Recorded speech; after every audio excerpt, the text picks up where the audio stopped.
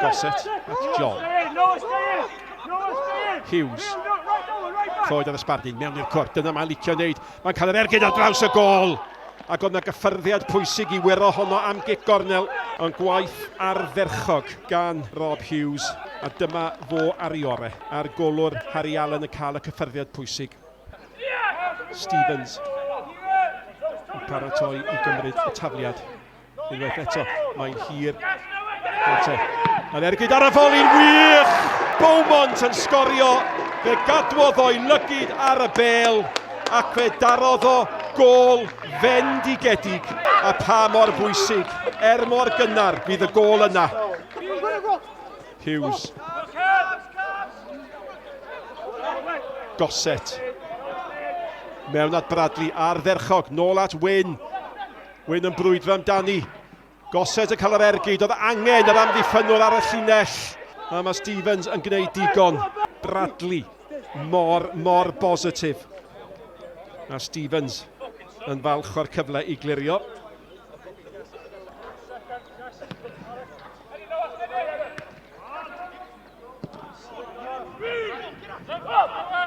Ag eto. At Sean Bradley. Bradley eto yn curo I ddyn, cael y bel I mewn. Hughes, mae wedi disgyn, mae'n gecor smotyn ydy mai. Y drosedd ar Hughes, a mae yna gyfle campus fan hyn i'r ymwelwyr, a'r cyfan eto yn dod o chwarae positif, clyfer, Sean Bradley. A Dion Donahue, y capten. Mae angen o. A mae'n gic berffaith, allai ddim a bod yn gic well. Allai'r golwr ddim fod wedi gwneud mwy. Y Fflint 1, Caernarfon 1.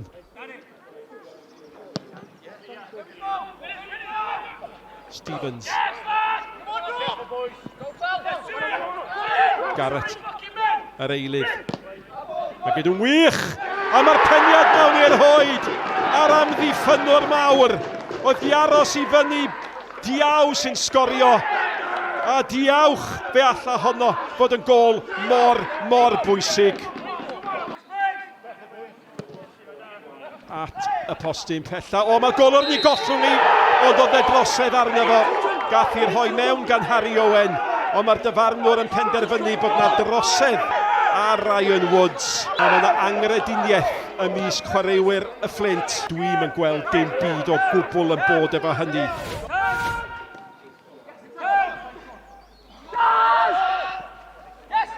Gossett, cyfle I ergydio, mae'n oedi ar I droed fe, ymdrech dda.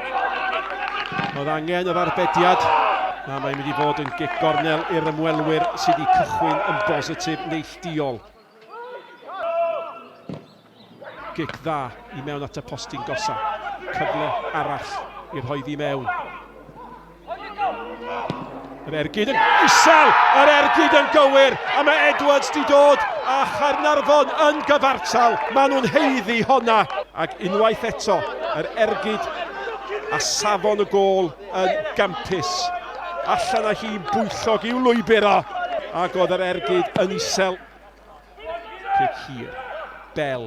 O, yn ei hynny chi. Bel I lwybr Aclo, mae'r dyfarnwr yn edrych. Mae yna apelio tair I honna ddim yn cael ei chaniatáu. Ac o bosib bod na ddihangfa. Ond I ddim yn gicor smotyn. Mae'n para am 2 gol yr 1. Mewn gan Hughes. Mae'n mynd I hun. Ac oedd Allen yn ddigon effro I wybod bod hynny'n bosib. Allen yn chwarae'n ddiogel. Ildio'r gic. Y gic at y postyn gosa. Yna gyfle gael yr ergyd I fewn. O fi'n ergyd gywir sydd ddim llawio.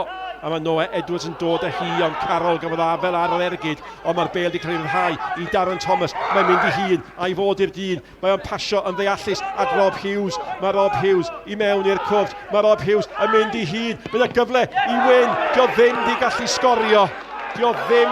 sgorio. A mae Caernarfon yn gwybod oedd hwnnw yn gyfle ardderchog.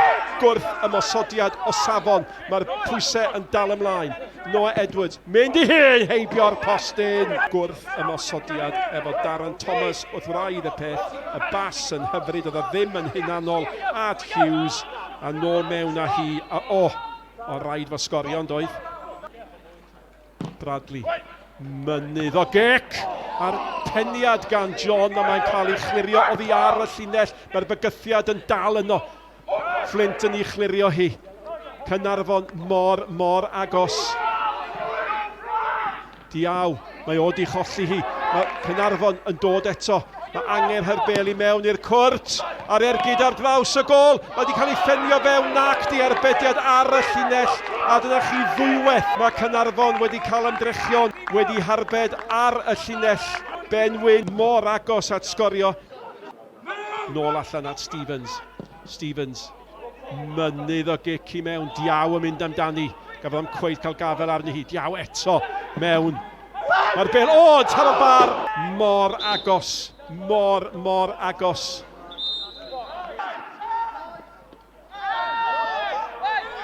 Goset. Mae'n gri. Diolch yn mwyaf, ond mae o'n gri. Mae'n anodd i gael oddi ar y bel. Ar ferchog. Gan Evans. Oedd o'n gryfach na'r amddiffynwr. Ffow! Am gol! Mae ffod i roi Caernarfon ar y blaen. Am y tro cynta, a mae rei o chwaraewyr y Fflint ar ei cefnau. Maen nhw'n gwybod pa mor bwysig alle y gol honno fod. Mae'n gol sy'n sicrhau diogelwch i Caernarfon yn yr uwch gyngrair. Chwarae teg i ogia fi, maen nhw wedi dangos some character iddyn nhw o 1-0 down, 1-1, 2-1 down, a dal i fynd. Dyna ni'n trydydd nhw ar amser ydy, da ni dal yn y gêm yma.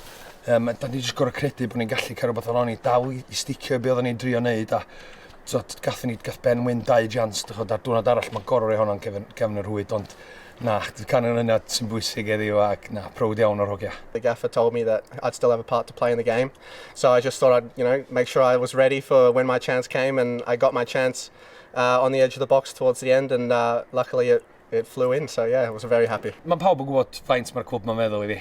Dwi wedi bod yma sawl blynedd o fan, so just the thought o wrach bod fi'n gorau relegitio'r clwb ma, a dyna oedd yn cadw i ddiffro.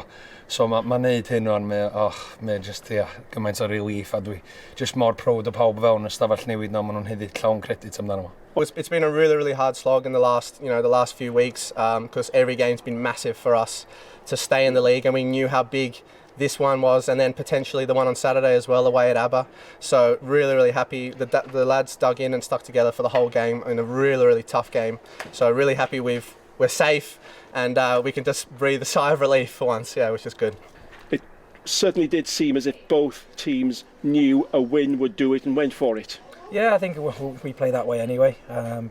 Obviously, the credit to Caernarfon now, they're staying in the league, and it's just both teams going for nuts and guts, as we call it. Unfortunately, we had a few chances which went the other way. Listen, I haven't seen it back yet, but it looks a penalty on Akira Simmons. It's a tough job. It was a difficult game for the referee to manage him with the pressure of the results of the game, really. But listen, fair play to them. They've won. We've got to go to Pontypridd now and go to win the game, because we can't rely on obviously Caernarfon beating Aberystwyth.